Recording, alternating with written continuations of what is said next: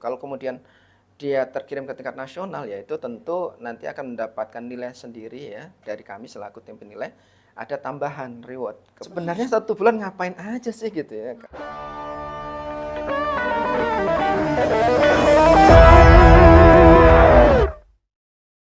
Assalamualaikum warahmatullahi wabarakatuh. Salam sejahtera, salam sehat, semangat luar biasa untuk Kron Mekes dimanapun Anda berada. Selamat datang di podcast Mekes, mari edukasi keluarga cegah stunting. Hari ini kurang lebih 30 menit saya akan membersamai teman-teman dalam podcast Mekes, dan tentunya tema kita pada hari ini sangat menarik. Tema kita adalah serba-serbi kinerja pegawai BKKBN Kaltim, apa saja tantangannya, prestasi apa yang sudah diraih, dan cerita menarik apa saja yang terjadi di lapangan. Bersama saya Darna, dan hari ini saya tidak sendiri, didampingi oleh teman Mbak Wiwi. Hai Keruan Mekes, apa kabar?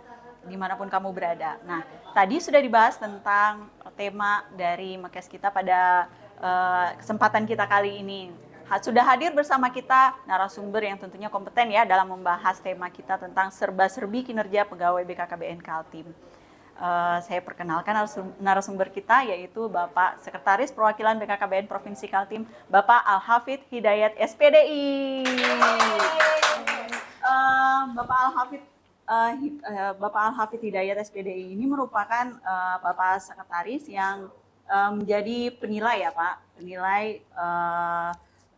penilai kinerja pegawai perwakilan BKKBN Provinsi Kalimantan Timur.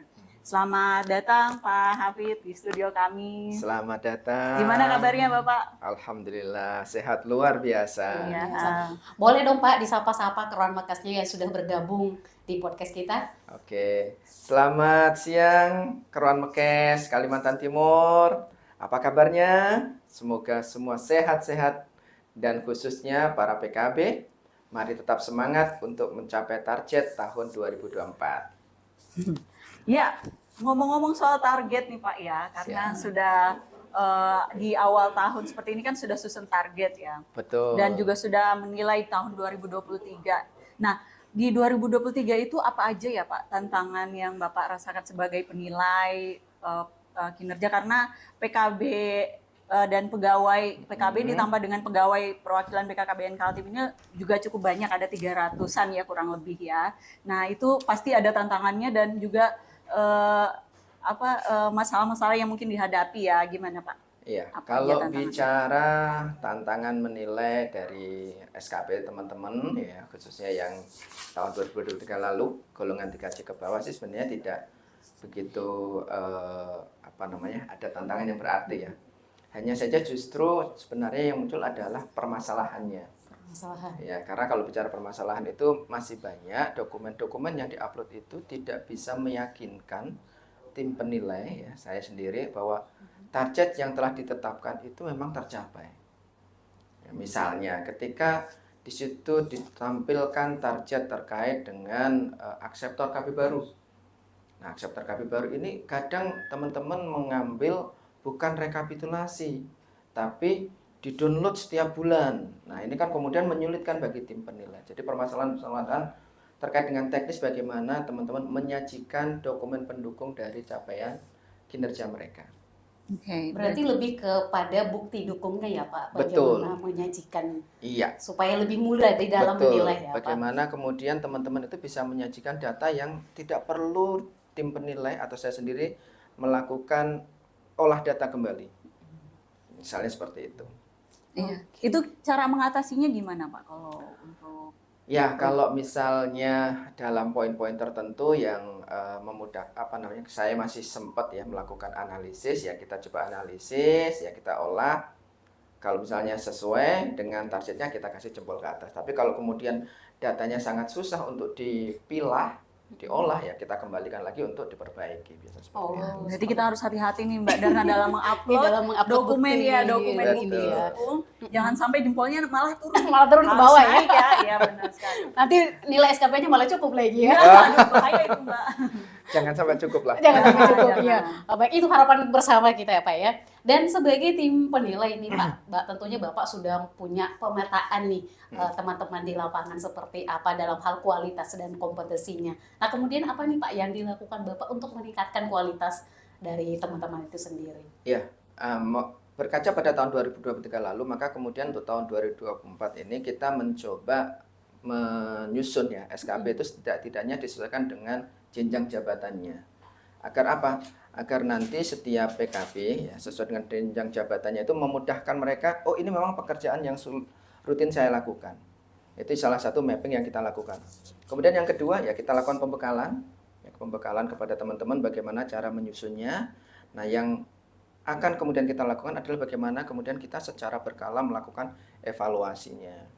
Nah terkait dengan evaluasi ini tentu kami mengharapkan ya peran ikatan penyuluh sebenarnya untuk dapat mendampingi teman-teman semua, karena terkait dengan rincian kegiatan itu hampir semuanya kan kemarin disampaikan. Iya. Gitu. Jadi memang butuh peran serta dari IPKB ya, baik Betul. di tingkat Harapan kota. kami IPKB bisa menggawangi ya teman-teman, karena sebagai sebuah organisasi profesi dia harus memastikan bahwa anggota-anggota mereka itu adalah profesional. Oke, baik Pak. Wah menarik sekali nih Pak. Nah terkait dengan prestasi Pak ya, karena kita lihat BKKBN Kaltim sering menorehkan prestasi sampai ke tingkat nasional. Seperti apa sih Pak kontribusi dari masing-masing PKB, masing-masing teman-teman di kantor dalam hal prestasi yang diraih oleh BKKBN Kaltim? Iya, kalau bicara prestasi sebenarnya kalau dikaitkan dengan SKP ada inline-nya Mbak. PKB dengan kategori baik dan sangat baik itu cenderung dia dalam kegiatan programnya sangat baik. Sehingga memang bisa diusulkan atau kemudian dinilai ya level provinsi antar sesama PKB itu. Kalau kemudian dia terkirim ke tingkat nasional ya itu tentu nanti akan mendapatkan nilai sendiri ya dari kami selaku tim penilai, ada tambahan reward kepada yang bersangkutan. Misalnya kalau berarti kan melebihi ekspektasi ya. Ketika melebihi ekspektasi kan bisa menjadi nilai SKP-nya sangat baik gitu. Kalau sangat baik itu ada dampaknya ya pada angka kredit ya. Tentu. Ya karena sekarang teman-teman sangat senang kalau sangat baik kan. betul sekali dong. Kalau misalnya dapat sangat baik, angka kredit yang bisa didapatkan itu bisa lebih dari target yang disusun di awal tuh. Misalnya dalam 4 tahun itu bisa dalam 2 tahun bisa naik bisa pangkat. dalam 2 atau 3 kalau tahun sangat itu baik sudah terus. bisa naik pangkat. Jadi semakin baik kinerja, semakin cepat juga bisa naik pangkat gitu ya Pak ya? Harusnya Kurang lebih iya. Asal tidak ada pelanggaran disiplin yang lain.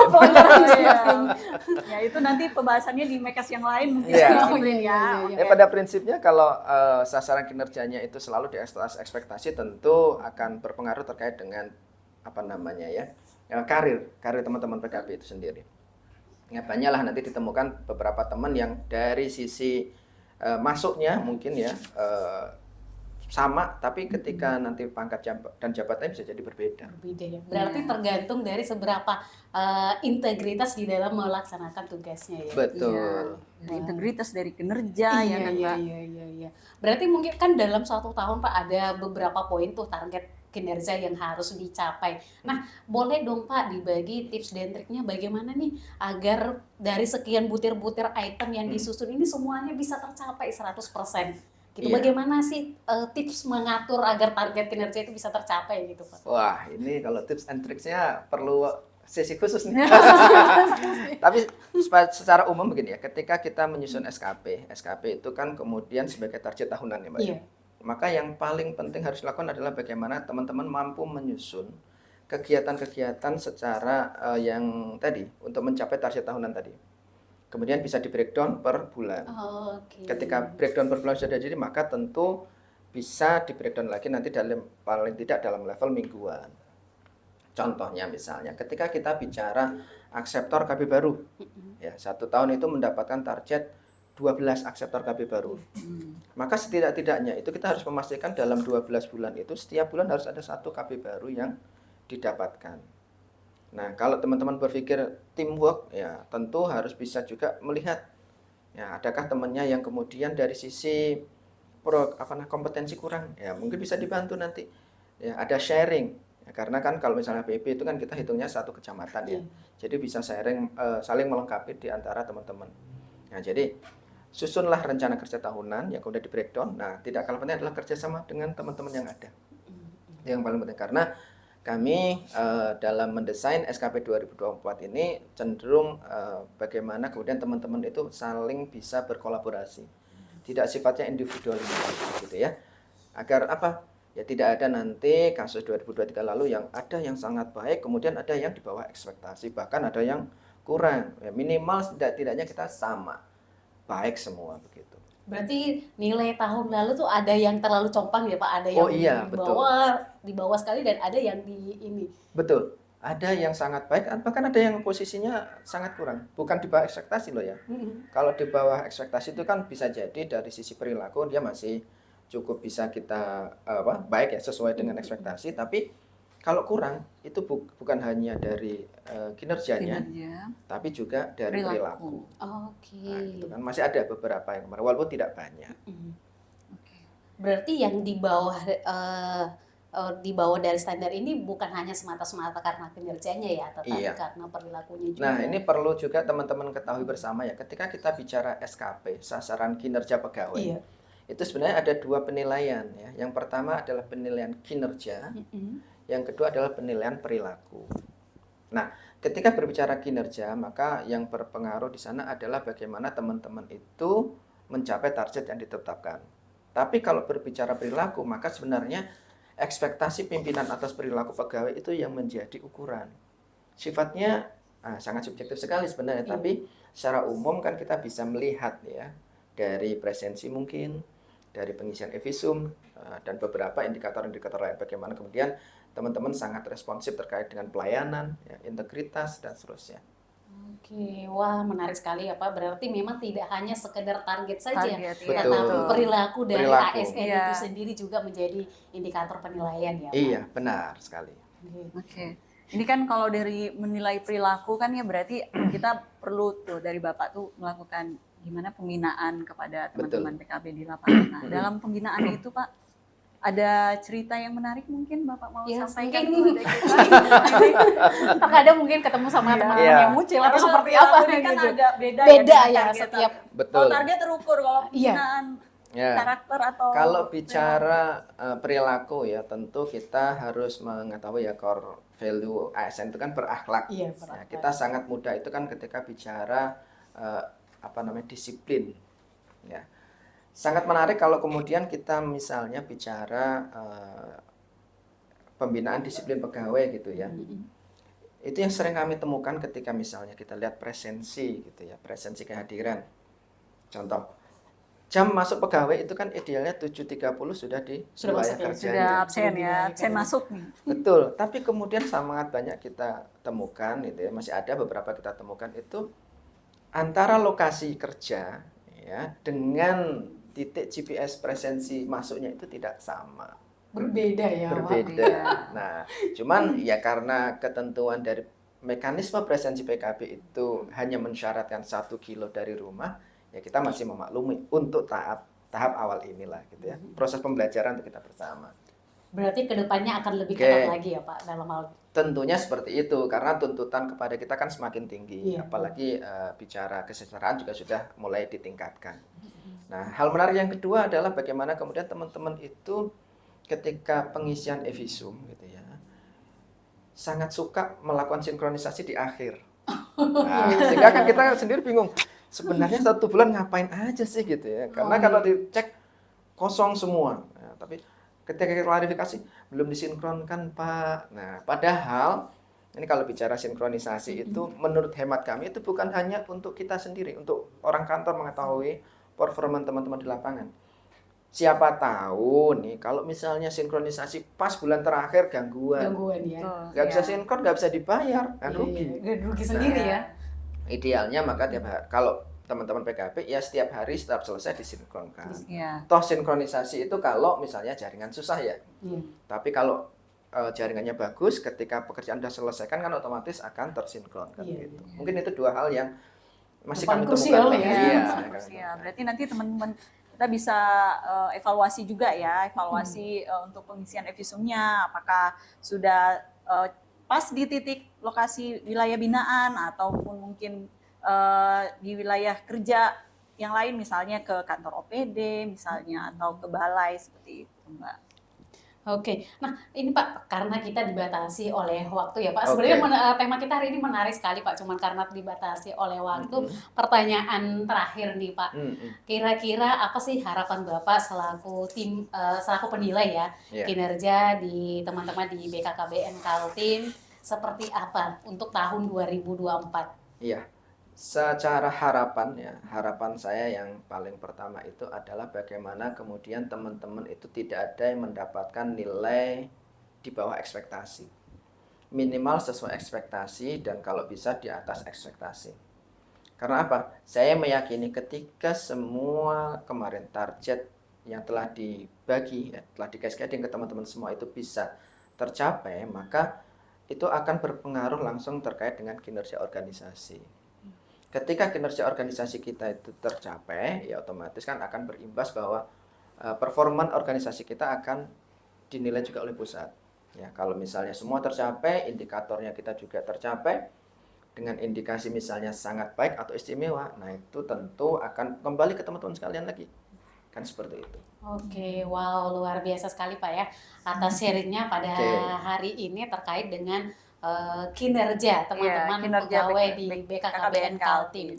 Jadi salah satu strategi yang saya catat nih Pak, bagaimana caranya mencapai target selama satu tahun adalah membreakdown ya. Betul. Target itu membreakdown mungkin per triwulan atau per semester, kemudian di breakdown lagi lebih kecil lagi, jadi lebih terukur ya Pak, lebih jelas ya, bisa kita melihat oh sudah sejauh mana nih target yang sudah kita capai. Nah, Keruan Mekas mudah-mudahan sharing kita pada hari ini bermanfaat ya buat kita semua dan semakin meningkatkan integritas kita, tanggung jawab kita sebagai ASN, karena kita sudah diberikan hak ya, berarti kita juga sudah harus melaksanakan kewajiban ya. Wow, luar biasa sekali.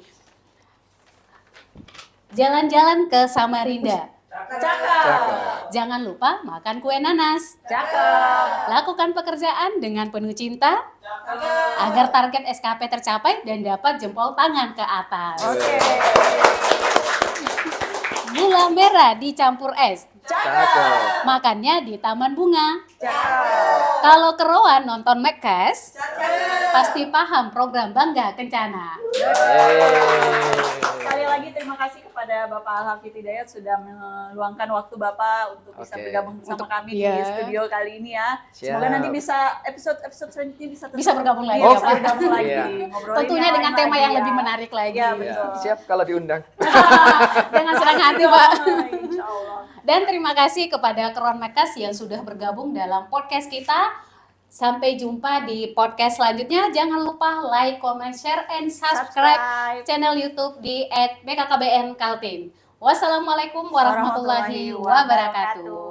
Bye. Bye.